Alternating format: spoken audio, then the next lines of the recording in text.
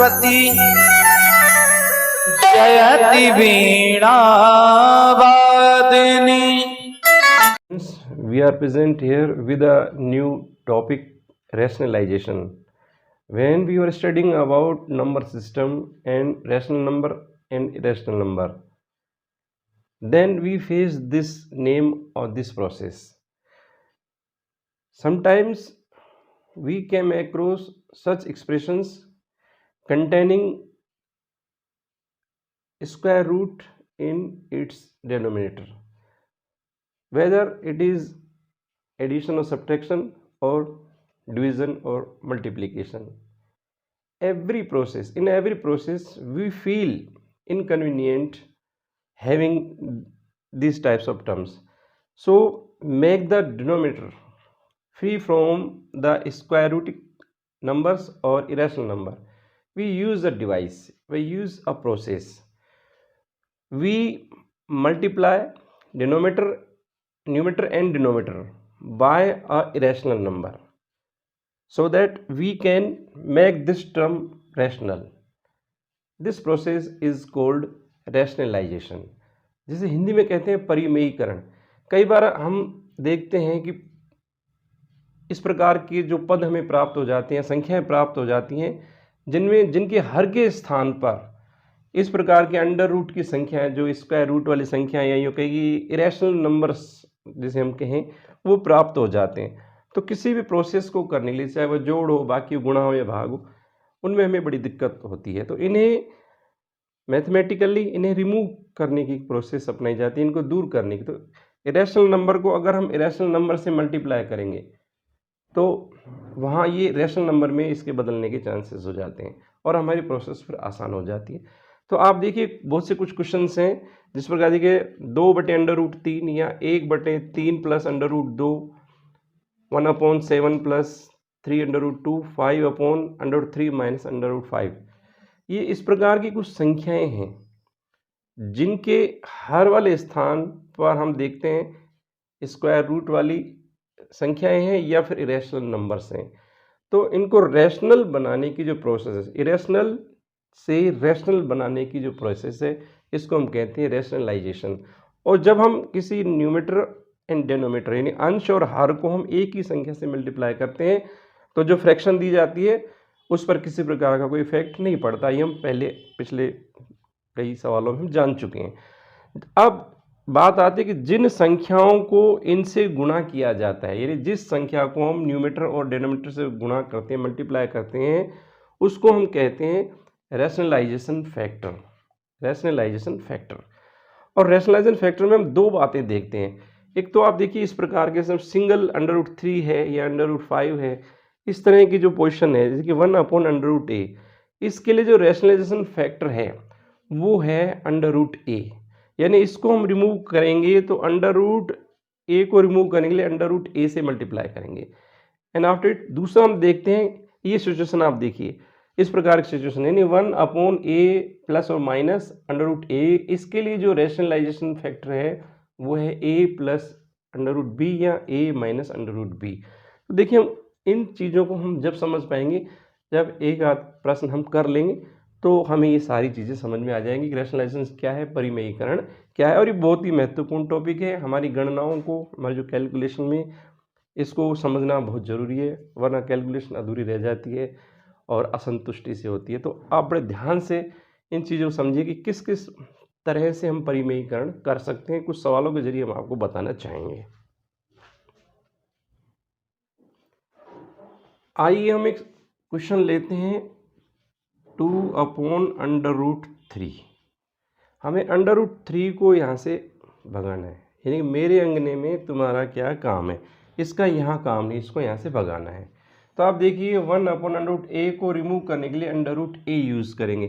तो multiplying numerator and denominator by √3, इसको आपको क्या करना है, √3 से न्यूमरेटर को मल्टीप्लाई करेंगे और √3 से ही इसको, जिसका डिनोमिनेटर है, इसको मल्टीप्लाई करेंगे. तो इस प्रकार हम देखते हैं कि 2 को √3 से गुना करेंगे तो ये होगा 2√3/3 एंड 3, दोनों एक ही टाइप के जो है. आप यूँ भी ले सकते हैं 3 3 जार 9, यानी कि 2√2 मल्टीप्लाई 3√3। कभी भी ध्यान रखिए, जब दो कर्णी चिन्हों वाली सेम संख्याएं हों तो आप उन्हें सीधा शुद्ध 3 या 5 जो भी, जैसे √3 को अगर √3 से करेंगे तो ये शुद्ध 3 आएगा। √2 को अगर हम √2 से करेंगे तो ये शुद्ध 2 आएगा। √5 को अगर हम 5 से करेंगे तो शुद्ध रूप से 5 प्राप्त होगा। ये एक शॉर्टकट आप जान लीजिए। तो चाहे आप इसको 3 3 जार 9 और 9 का स्क्वायर रूट करेंगे तो आप देखेंगे ये 3 प्राप्त होगा। तो इस प्रकार हमारा ये जो आंसर प्राप्त, इसको हम सरल करेंगे तो अब ये जो 3 हमें ये जो इरेशनल नंबर है वो दूर हो गया, रैशनल नंबर में काउंट होगा। अब नेक्स्ट देखते हैं हम 1 एक एग्जांपल और देखते हैं, 3 + √2। इसके लिए देखिए आप 1/a प्लस और माइनस √b को रिमूव करने के लिए आप इसमें आप इस टर्म से इसको मल्टीप्लाई करेंगे। हमें ये चीज़ देखनी होगी कि इसके न्यूमरेटर को मल्टीप्लाई करने के लिए हमें ये देखना होगा कि इसमें 3 + √2 है, तो अब हमें इसका साइन चेंज करके हमें यहाँ लाना होगा, यानी कि 3 - √2 से दोनों को ही हमें मल्टीप्लाई करना है। अगर यहाँ माइनस है तो वहाँ प्लस होगा, और अगर यहाँ प्लस है तो यही सेम टर्म होगी लेकिन माइनस के साथ होगी। ठीक है, ये प्लस और माइनस इसी चीज़ के लिए दिखाया कि ये प्लस भी हो सकता है और माइनस भी हो सकता है। अब हम आगे इस प्रोसेस को करते हैं। तो ये 1 से इसको जब मल्टीप्लाई करेंगे तो सेम नंबर आएगा, इसको आप इनटू में ले सकते हैं अपॉन, यहाँ आप देखिए इनको इनटू में लेते हैं तो एक फेस इनका सामने आएगा जिसे हम आसानी से समझ सकते हैं, 3 - √2 और इसको भी। अब आप यहाँ देखिए नीचे डिनोमिनेटर में हमें एक शक्ल फैक्टर की जो बात करते हैं हम, फैक्टर्स याद आते हैं कि a + b a - b, यानी कि a + b × a - b। इनका जो सॉल्यूशन होता है वो यूँ होता है, पहला जो टर्म है और दूसरा, यानी कि a² - b²। इस फॉर्म में हम इसको सोल्व करेंगे।